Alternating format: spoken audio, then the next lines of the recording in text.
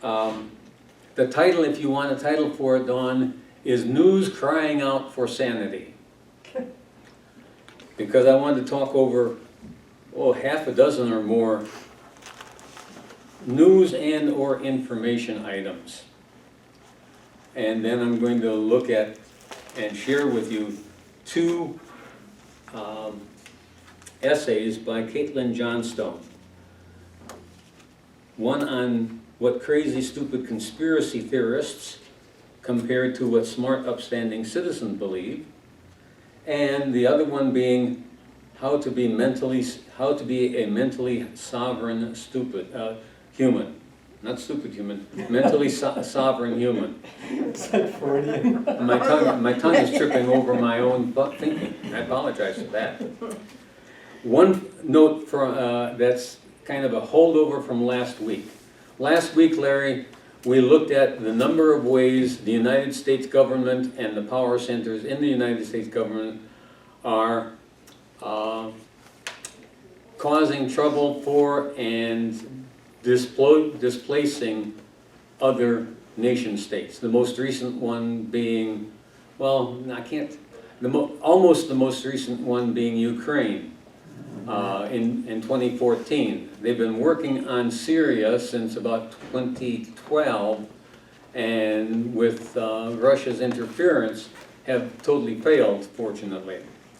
But over the course of from about 1990 to the present time, the favorite way to interfere with and to make trouble for other nations so that they would become one of two categories has been the creation of color revolutions and how to create them.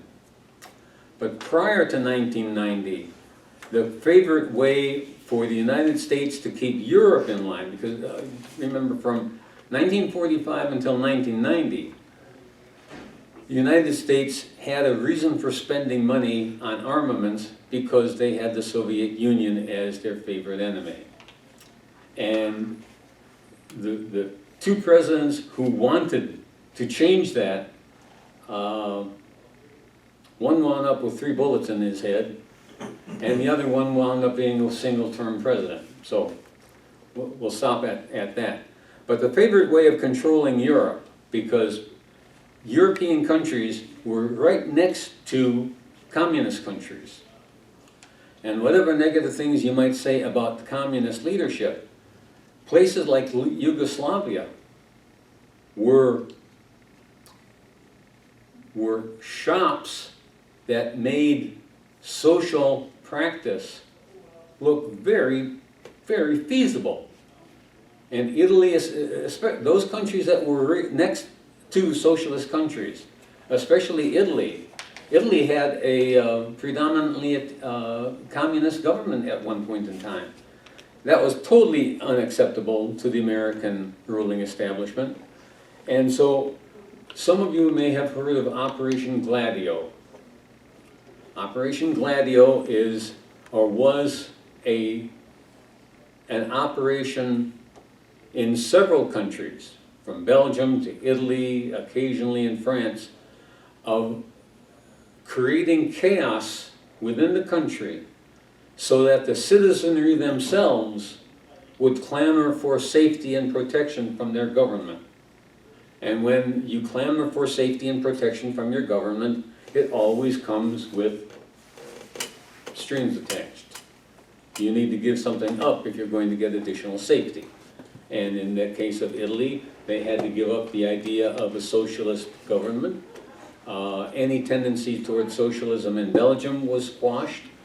Most tendencies towards socialism in Germany and France were quashed.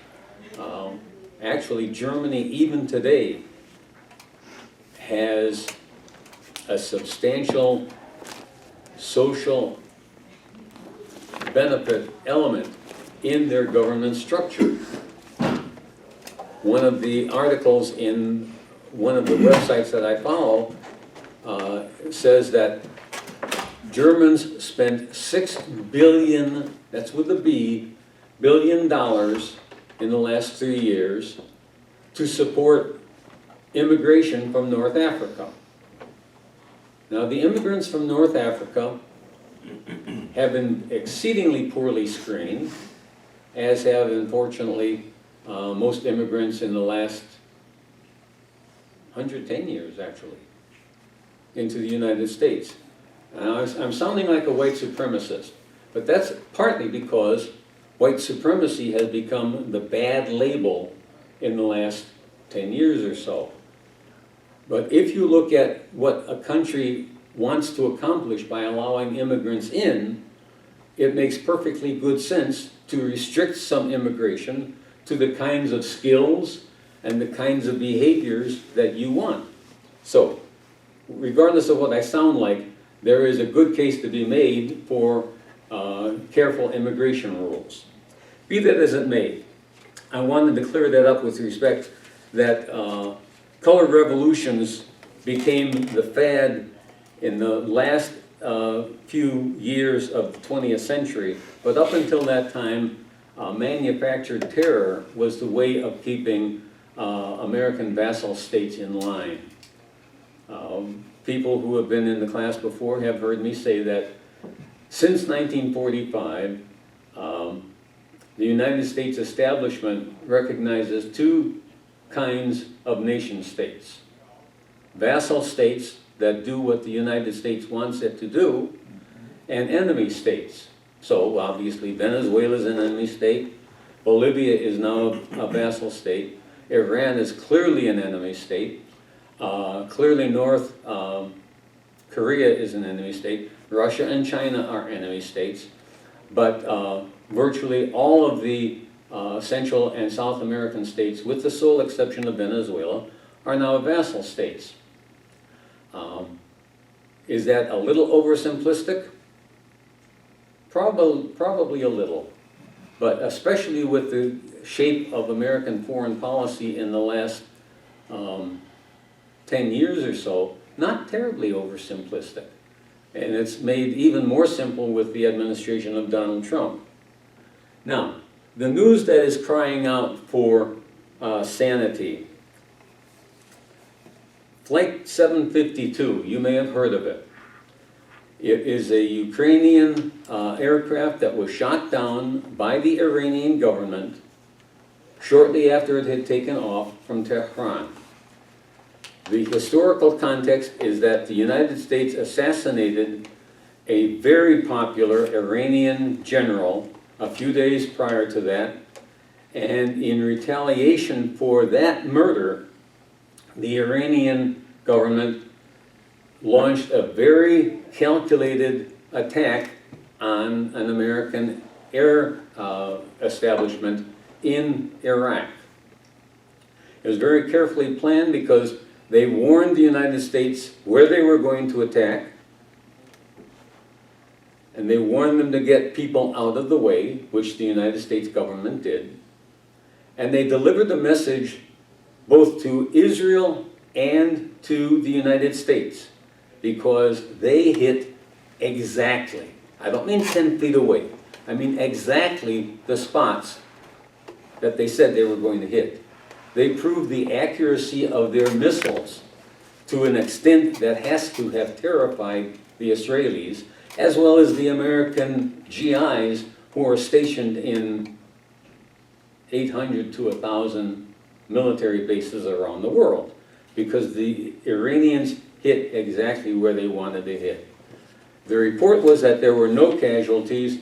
There are secondary reports coming out now that there were some casualties, but the United States is not going to say there were any casualties, because the United States doesn't want to make it appear as if Iran succeeded in what they clearly succeeded in doing.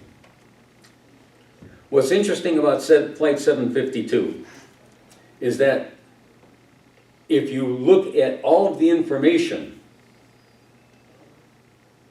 about this flight, it looks like a dummy bag that is packed very badly by some 9-year-old, because there are pieces of equipment coming out of the duffel bag in all directions. What do I mean by that? I mean that there are pieces of information that don't fit a coherent story.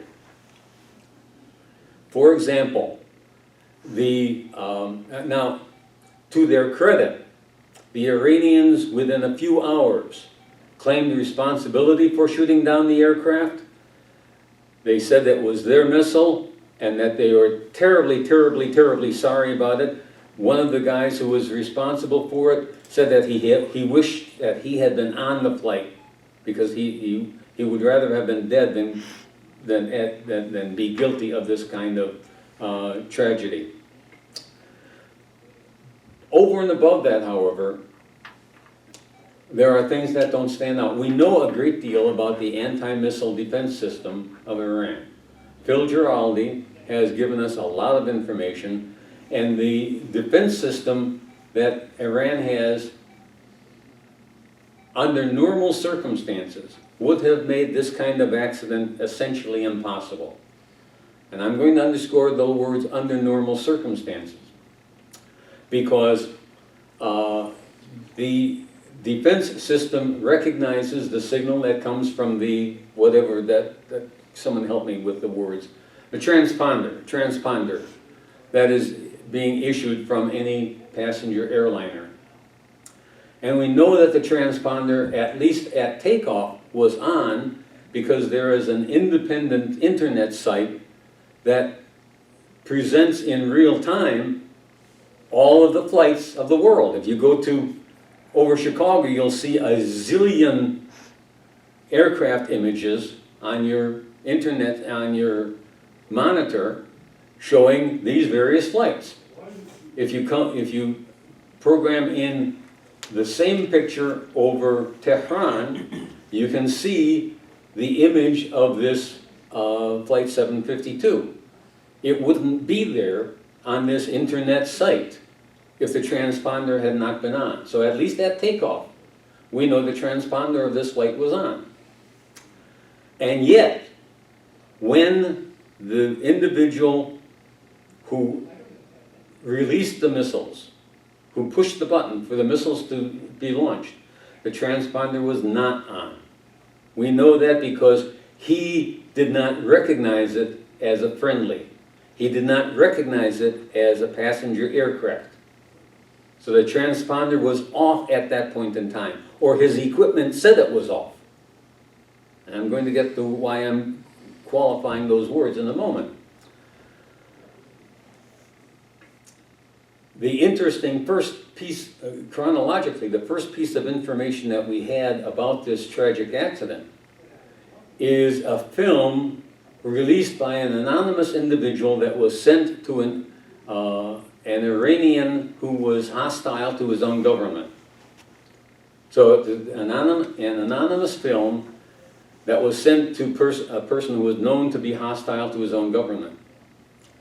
Moreover, if you look at where the film was shot from, it's analogous to that site that recycles iron down south of Iowa City. Almost totally abandoned. No one is going to be out jogging at 6 o'clock in the morning in near total darkness at that spot. Okay? Moreover, the movie that was taken with perfect stillness. In fact, either the photographer or a companion was smoking. This is how relaxed they were, because you could see cigarette smoke drifting up from the film. The camera was in exactly the right spot at exactly the right time. Much better than, who was that photographer in World War II who got the Iwo Jima flag? This was perfect timing. That doesn't happen very often. Certainly not without prior planning. What Phil Giraldi also tells us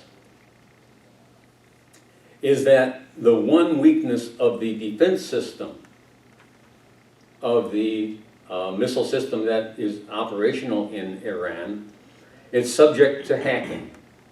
It's subject to having false images introduced, and it's subject to having images erased.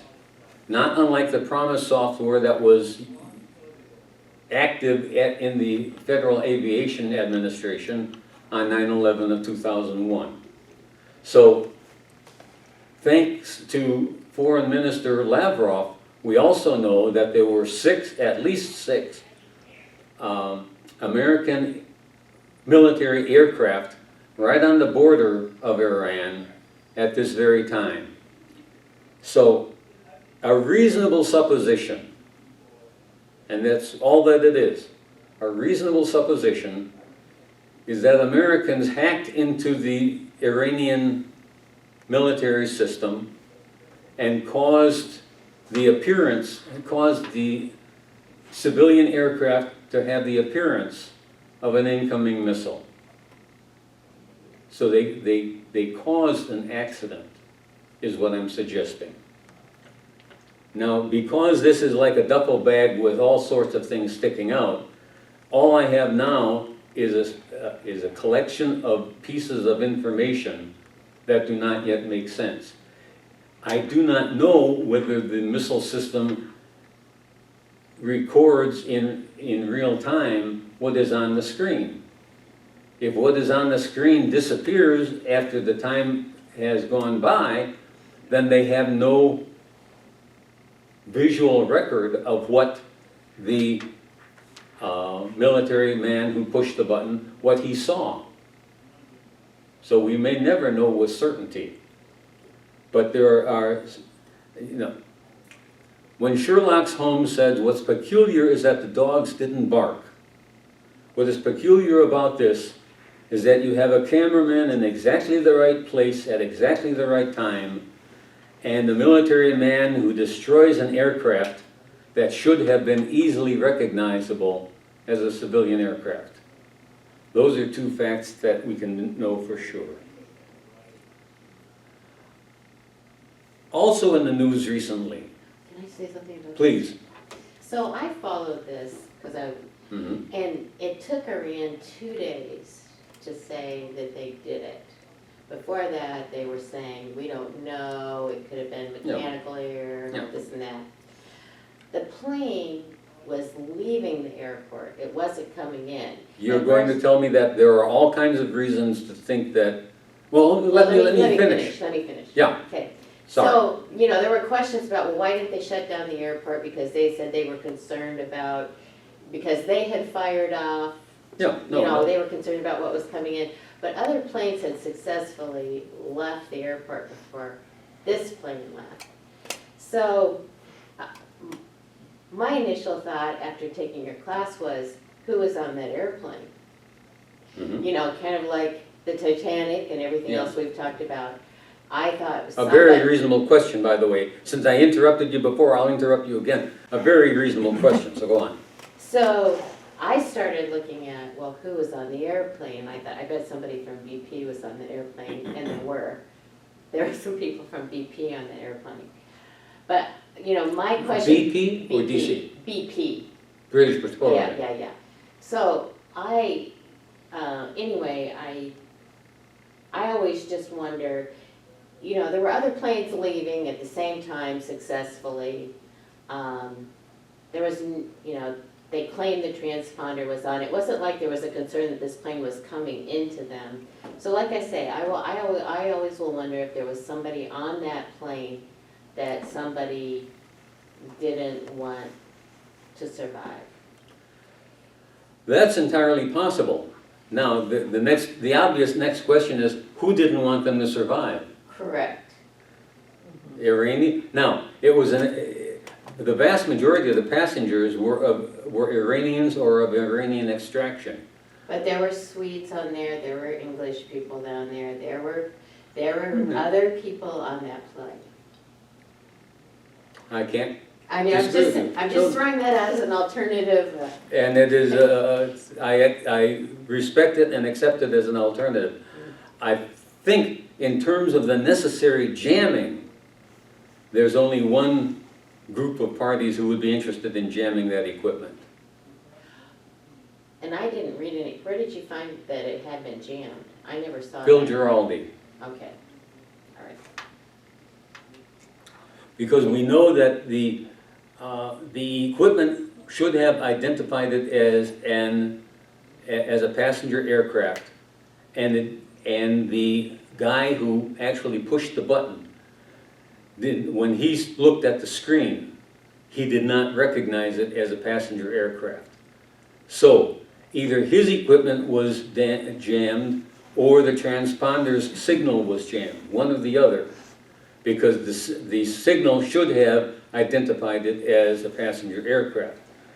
Now, with the information that the guy who pushed the button, with the information that he had, that is, you've got a bogey approaching a sensitive military site,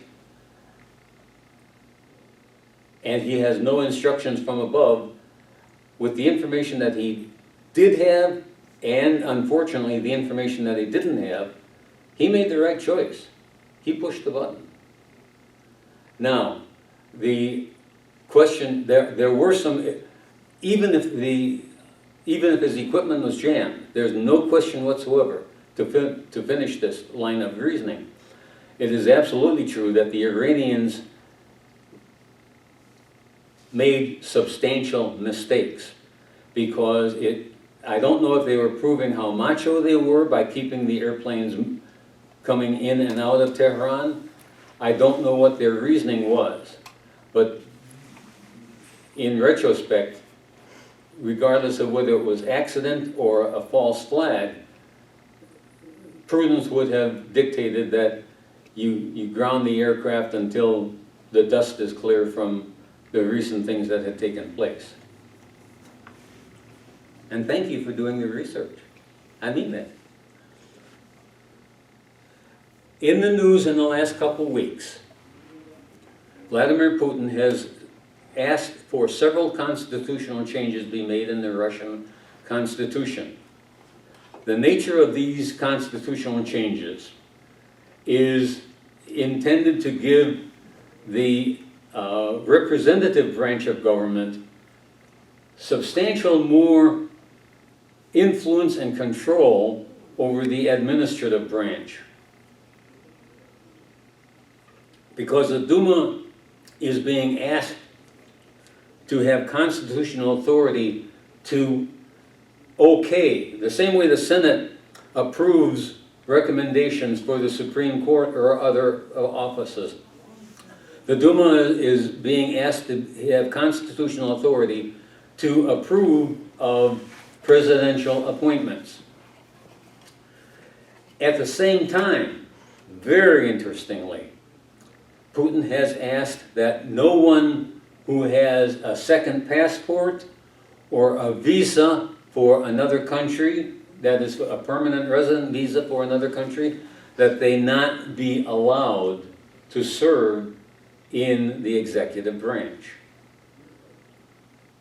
Within 3 hours of Putin making these recommendations, Prime Minister Medvedev and his entire cabinet resigned. From the point of view of people looking outside of Russia into Russia, this strongly suggests that Putin is finally doing what he can to get rid of what one analyst calls Atlantic integrationists and what another person would call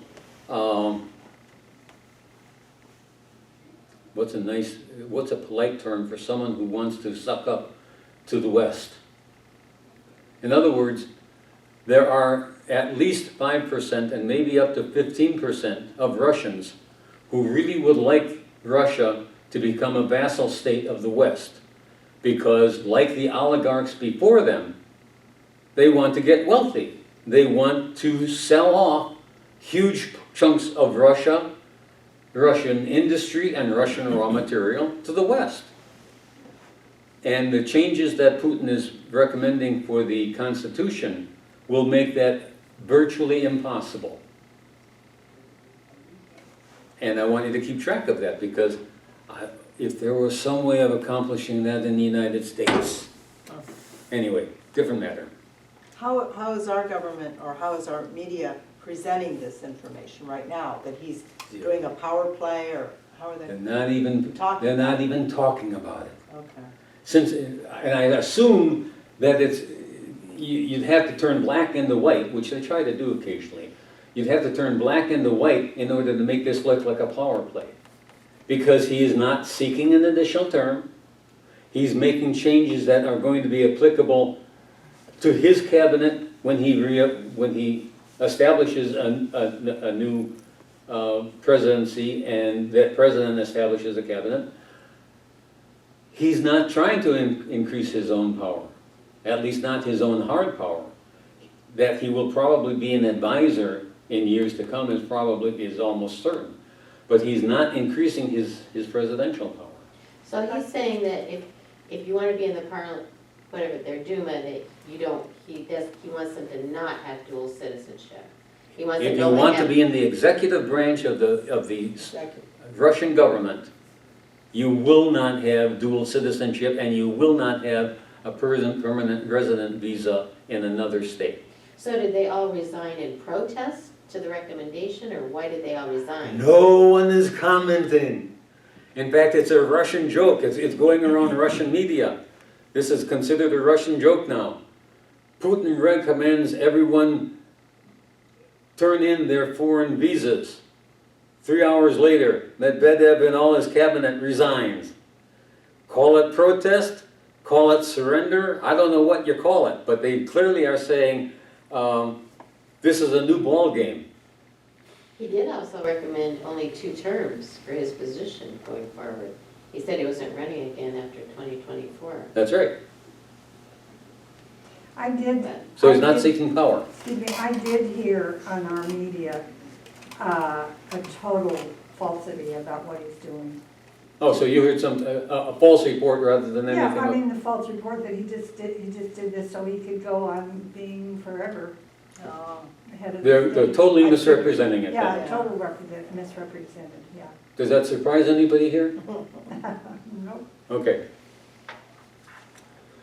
A bit of 30-year-old news that is worth commenting on because of history and because of the nature of the beast. In 1991, George Herbert Walker Bush was in the 3rd year of his 4-year term, and he was trying to put the screws to the Israelis to get them to come to some kind of peace agreement with the Palestinians. Now, I have virtual contempt for this 4-letter president, but I find it very interesting that the Mossad had very active plans to assassinate him. And the reason we know that is a Mossad agent who was terrified of the possible implications of this contacted a Mossad agent that had abandoned the Mossad and had taken refuge in the West. The agent that had abandoned Mossad and taken refuge in the West is called Victor Ostrovsky. He's written 2 books. By Way of Deception is his first book, and The Other Side of Deception is his second book. And it is in his second book that Victor says, Ephraim, the Mossad agent who was terrified of the implications of this, contacted Victor Ostrovsky and said, can you get this out into the public? Because if it's made public, it's possible that my boss will abandon the plan. The agent who wanted Ostrovsky to do this did not have any reliable contacts, which is kind of surprising, in the CIA. So Ostrovsky agreed to do it, got it out, and Pete McCluskey got it known to enough people in the administration that it became relatively common knowledge, and the Mossad abandoned the plan. But if you're going to talk about electoral politics and people interfering in electoral politics, that was the 3rd year of the 4 years of a single-term president. That was in 1991. It does come, I want to comment on this though. It's worth noticing, those of us who have looked carefully at the several phases of the assassination of John F. Kennedy, that there have been those who have supposed that Israel was involved in that assassination because Kennedy was strongly opposed to Israel acquiring nuclear weapons. The very fact that Ephraim was horrified at his boss's plan suggests that Israel was not involved in the Kennedy assassination, because very frankly, once any of that kind of agency has killed one president, official, etc., doing it the first time is hard. Doing it the second time is not. Which kind of makes Donald Trump at risk, because whoever did it the first time has a barrier that has already been overcome. But in any case, I would submit that Donald Trump has been very careful not to offend the most important people. Very recently, this is a different kind of news, but it's an important piece of news. Very recently, an Israeli company did a simulation of the 2020 election in the United States. And they did this, this company is in partnership with Lockheed Martin, and the company that is in partnership with Lockheed Martin has a long history of producing software with hidden trap doors, so that people can look through mirrors and people can acquire information who have no authorization for that information. So you're basically saying that Lockheed Martin has made a business arrangement with a company that intends on making money, and if making money involves spying on people, so be it. Interestingly enough, that simulation of the election wound up with a hypothetical dozen people being dead, hundreds being injured, and the election being canceled. Now, what they planned on accomplishing, I'm not absolutely certain. But as far back as 9/11 of 2001, it is absolutely clear that Israeli intelligence agencies have people in the FBI and the CIA and in the NSA. So I would assume that any information that Lockheed Martin has about any American armament, the Israeli government also has. I just think that's an interesting representation of the golem and the rabbi who's controlling the golem. Does anybody not know what a golem is? Okay. Janet, you will be appalled by this, but we all are aware that the United States introduced Muslim agitators into Yugoslavia in the middle of the 1990s. Well, I don't know if his first name is William or not, but Mr. Walker, who has a larger-than-life statue erected in his honor in Kosovo, was back in Kosovo in the last couple weeks, being honored and promising to advance the cause of Greater Albania. So the troubles that the Serbs and Albanians and Croatians went through 20 years ago are not over. An interesting thing about British politics. You may know that the British politicians have been dealing with what has been called an anti-Semitism crisis. And I say it has been called an anti-Semitism crisis because it's the same kind of crisis that you have if a woman is standing on a table screaming because there's a mouse in the corner. There is as much anti-Semitism in the Labour Party in Great Britain as there is, in certain sections of Brooklyn, New York. There is a documentary out called Hashmatzah. Beautiful, very nicely done by a young Israeli filmmaker. And somewhere along the line we will watch the whole documentary. But one portion of it shows the filmmaker chatting with Abe Foxman, because the filmmaker wanted to learn about anti-Semitism. So he came to New York and chatted with Abe Foxman, who at that time was head of the ADL. They literally had to go out into New York and bait people to say something negative. They had to beat the bushes. Now they found a little. Probably not as much as was actually there, but they found a little. And the filmmaker almost makes fun of Abe Foxman, but he doesn't. He's entirely too polite an Israeli gentleman to do that. But he makes it perfectly clear that this was the same amount of anti-Semitism as the snow that fell this morning.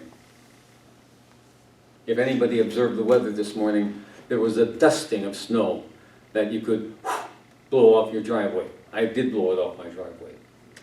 Okay. The reason that comes to mind is that the Labor Party has been dealing with this so-called crisis of anti-Semitism. And the 5 current people who will be running for Prime Minister, because it is presumed that the Labour Party is going to win the elections for the representative branch of government, which is called what? House of Commons. Pardon? House of Commons. I said House of Commons, but I'm guessing. No. House of Keys, isn't it? House of, what's the opposite of the House of Lords? House of Commons. Yeah, is that what you said, John? I'm sorry. Yeah.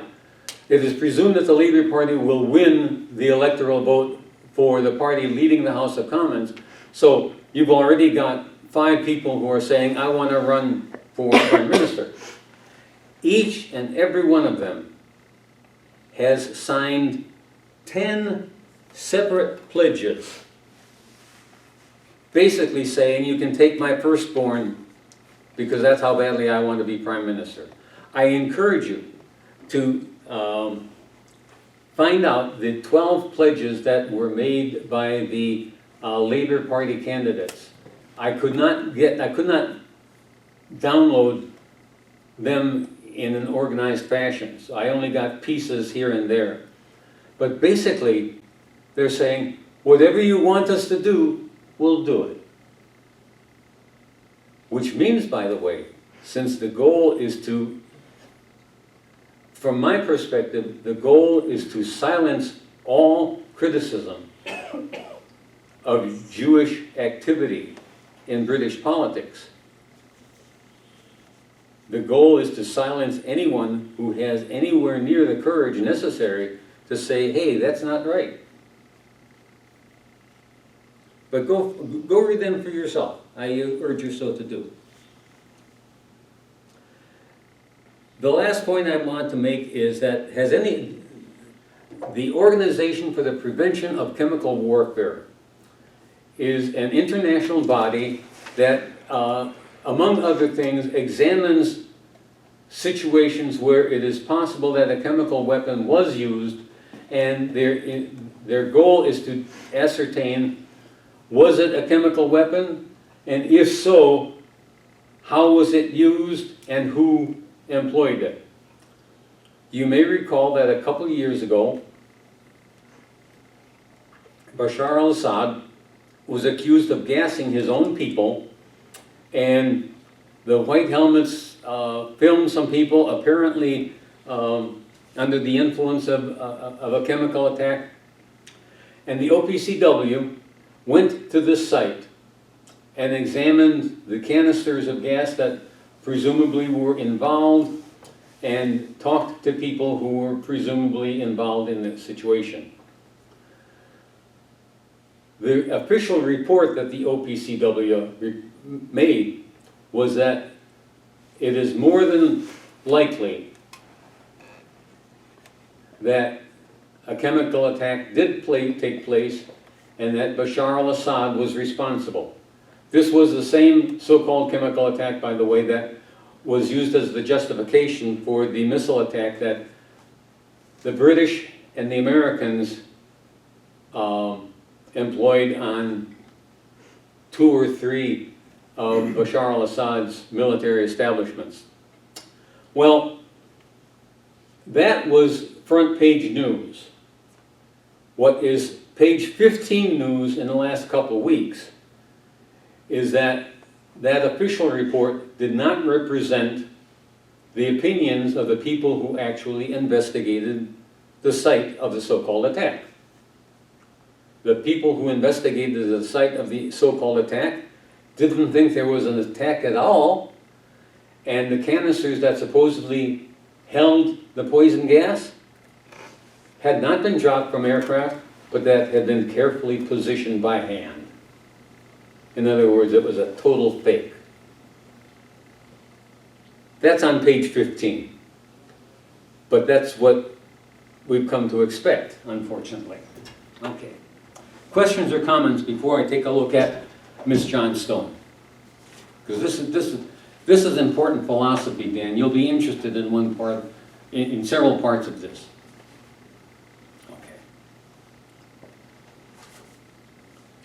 I'm not going to read the whole thing. That'd be a great way of driving everybody up. But I'm going to read, this particular piece is comparing what conspiracy theorists think and believe versus what upstanding citizens think and believe, okay? Upstanding citizens believe government is your friend and the media are its helpers. Conspiracy theorists believe a mature worldview requires skepticism about power. Upstanding citizens believe the TV always tells the truth, and the CIA exists for no particular reason. Conspiracy theorists believe that powerful people sometimes make immoral plans in secret. Upstanding citizens believe that just because a world-dominating government with the most powerful military in history of civilization, just because that government has no transparency and zero accountability to the public, that doesn't mean you've got to get all paranoid about it.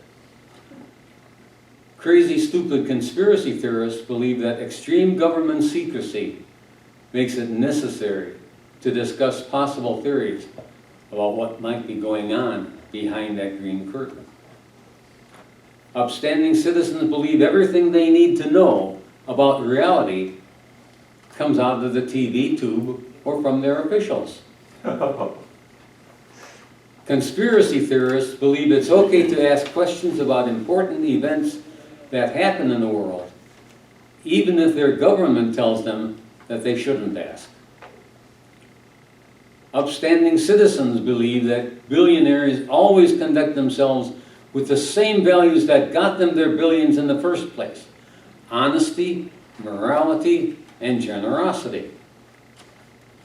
Conspiracy theorists believe the very rich sometimes engage in nefarious behavior to expand their wealth and power.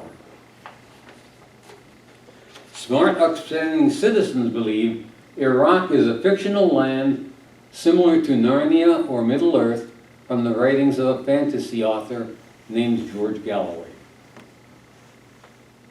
Conspiracy theorists believe it's important to remember the lies that led up to the invasion of Iraq and the disastrous consequences of blind faith in government claims.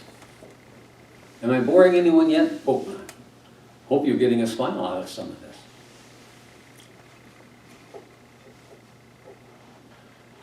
Upstanding citizens believe that Bashar al-Assad is a real-life version of a cartoon supervillain who just started murdering civilians in 2011 because he loves murdering civilians. And then his friend Vladimir Putin in 2015 joined him because he loves murdering civilians.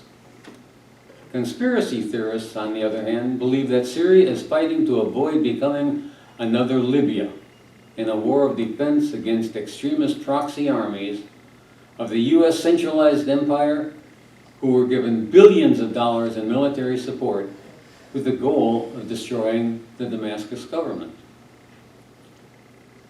Upstanding citizens believe that Russia literally committed an act of war on the United States in 2016, and that China is orchestrating a second Holocaust with their Uyghur population. The upstanding citizens believe that Maduro is deliberately starving the Venezuelan people because he hates them. Assad is using chemical weapons, but only when it makes no strategic sense. Cuban spy crickets are trying to assassinate US diplomats. And there's Novichok everywhere, and every non-compliant party in the Middle East is secretly working with Iran. Crazy conspiracy theorists believe the extensive history of US government lies means you should always demand mountains of independently verifiable evidence when they make claims about enemy nation states. Upstanding citizens believe that all you need to do to ensure you're getting all the facts is watch television and run screaming from the room if you accidentally flip past RT. Conspiracy theorists believe that it can be difficult to figure out what's going on in a mass media landscape that is saturated with propaganda. Upstanding citizens believe that it's better not to think about, I'm sorry, that doesn't make sense without the other portion of it. So I'll reverse the sequence. Smart, upstanding citizens believe that, no, I apologize for that. Crazy, stupid conspiracy theorists believe the Gulf of Tonkin incident was fake, that taking babies out of incubators narrative was a lie, Saddam had no weapons of mass destruction, Gaddafi's rape armies never existed, and Libya intervention was never really about humanitarian concerns. Smart, upstanding citizens believe it's really better not to think about those things at all. Now I'm going to change the order again. Upstanding citizens believe that the documents aren't real because the New York Times never reported on them. Whereas conspiracy theorists believe that the latest WikiLeaks publication of internal OPCW documents gives ample evidence that we were lied to about the chemical use of use of chemical weapons. Upstanding citizens believe that questioning your government makes you a Russian anti-Semite. Conspiracy theorists believe that increasing levels of government secrecy make it easier for government agency to do unethical things in secret. Upstanding citizens believe that if that kind of conspiracy was really happening, it would have been in the news. Conspiracy theorists believe that the billionaire class that owns the mass media has an incentive to prop up the status quo upon which it is built, and so construct an environment where reporters are incentivized to always support the party line. Caitlin Johnstone, Johnstone. She's more of a commentator than she is an analyst, but some of her comments are absolutely precious. Additions or subtractions or comments? Well, at least you're all smiling. Good. In this second piece, Caitlin says we all were dropped into a slimy battlefield with an umbilical cord that still needed to be severed, with people shooting all around us. Our parents were shooting at us with their view of reality. Our advertising agents were shooting at us with their view of reality. Our authority figures were shooting at us with their view of reality. And that you're not going to get off that battlefield without sustaining some significant damage, because everyone is giving that poor infant and that poor 5-year-old and that poor 15-year-old and that poor 30-year-old their version of reality. She's advocating becoming a mentally self-sovereign human being. That is, doing your own thinking. You're always dependent for a first version on A, B, C, or D.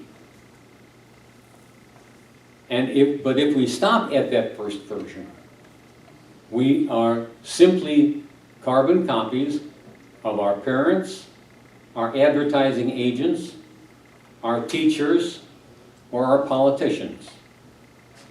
Becoming mentally self-sovereign means undoing all that damage. I suspect some of you have seen this little cartoon. I'll have to copy it.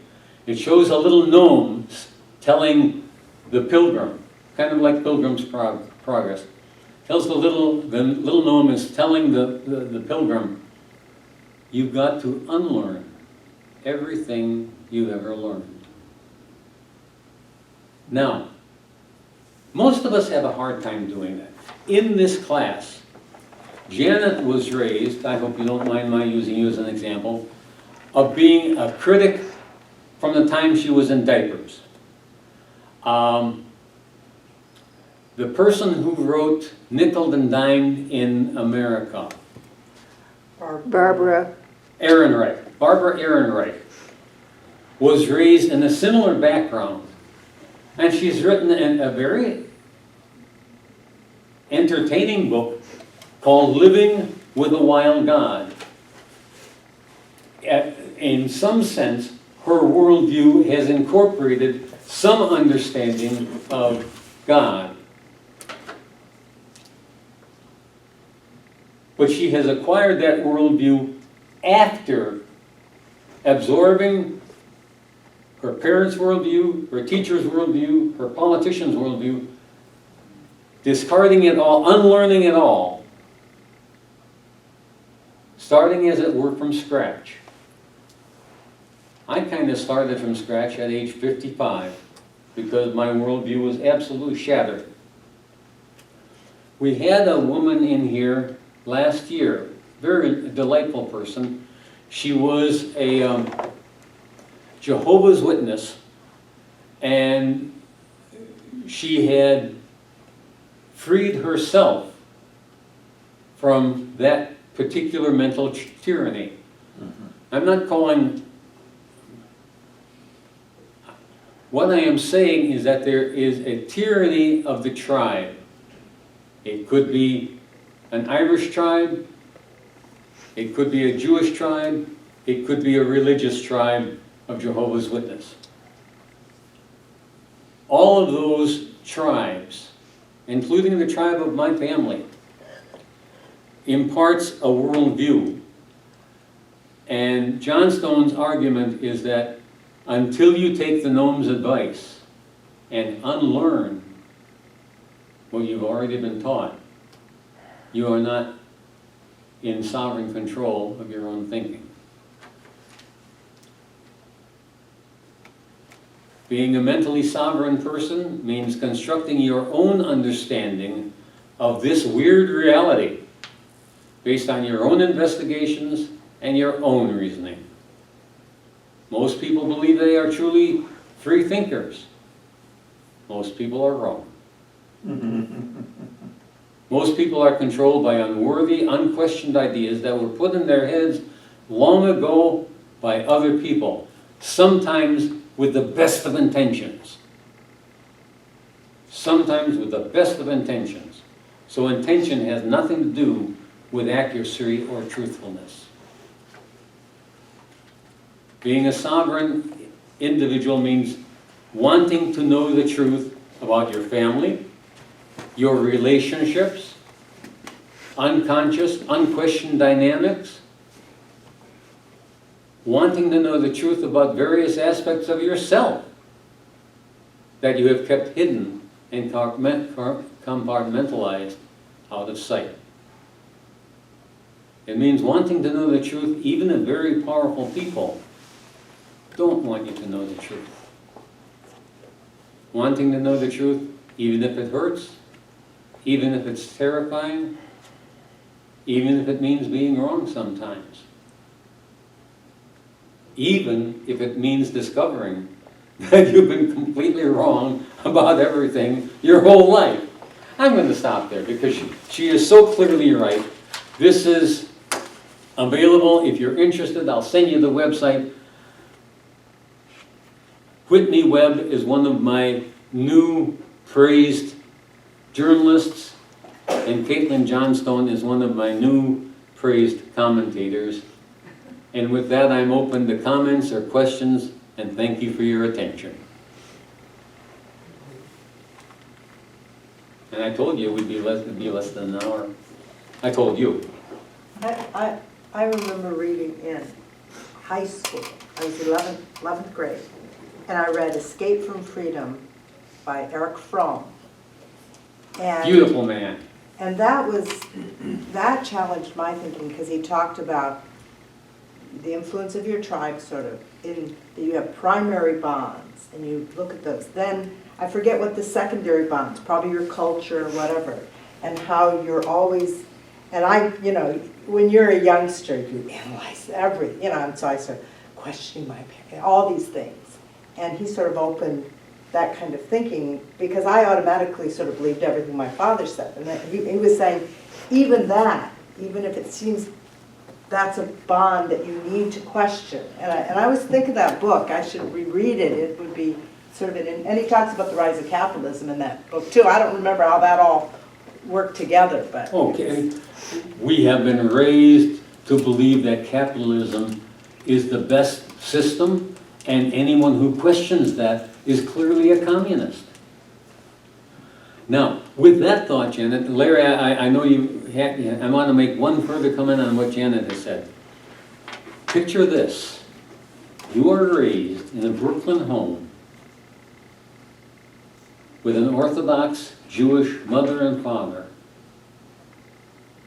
and you were told that Mary, the mother of Jesus, was a whore, and that Jesus was boiling in excrement in hell, and that it was your duty to spit on the ground 3 times when you passed the church.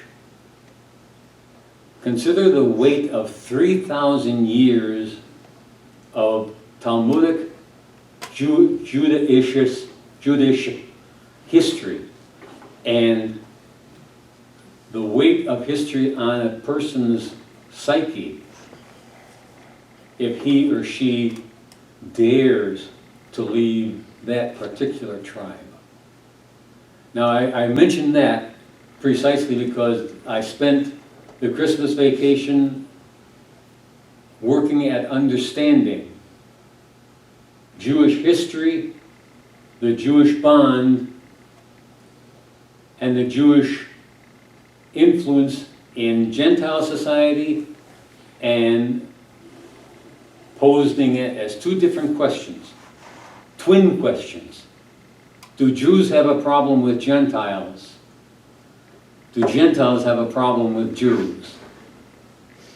And I'm going to be spending several weeks, not necessarily starting next week, but starting soon, dealing with exactly those questions. Larry, you had a comment. Oh, I have a lot of comments, but are you familiar with Dorothy Kilgallen? I know her from her roles on television. I don't know anything that she's written. Well, she was a newspaper author who got into why different things were happening in our world, and one morning she woke up dead. And the official, it wasn't until 2 years after she died that it came out, the fact that that it was her being in bed was orchestrated.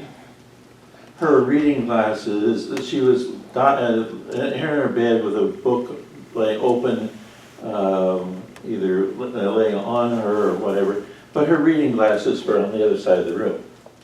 You know, Okay, Yeah. so she was suicided, or she died naturally under plan. made to look like it was, and it was quite obvious that she was shut up.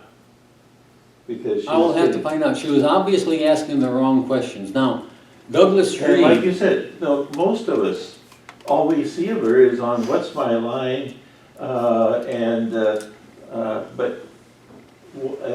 recently they've been showing the episodes of how the other people saw her, and they're saying, you know, she always got right to the heart of what this person was doing and things like that. You know.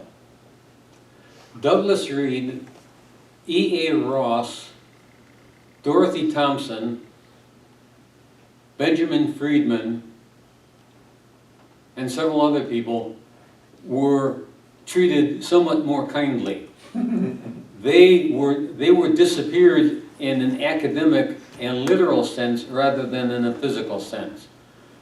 Douglas Reed disappeared from journalism. Dorothy Thompson disappeared from journalism. E.A. Ross disappeared from anthropology studies. They had broached ground that was not permissible, and therefore they stopped being publishable. 2 years ago, 2 or 3 years ago,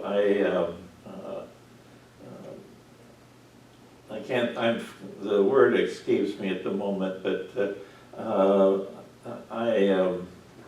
it's not moderated, it's what you're doing.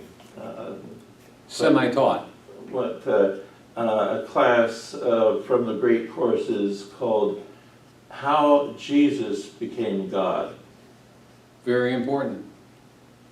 And ever since I led that class, I have had a total different idea about religion. And I was one of these people that grew up in a very strict, my grandfather expected me to go into the Lutheran ministry. And but even my grandfather, when he went over to a little town a little bit east of here and looked through the historical documents, he said,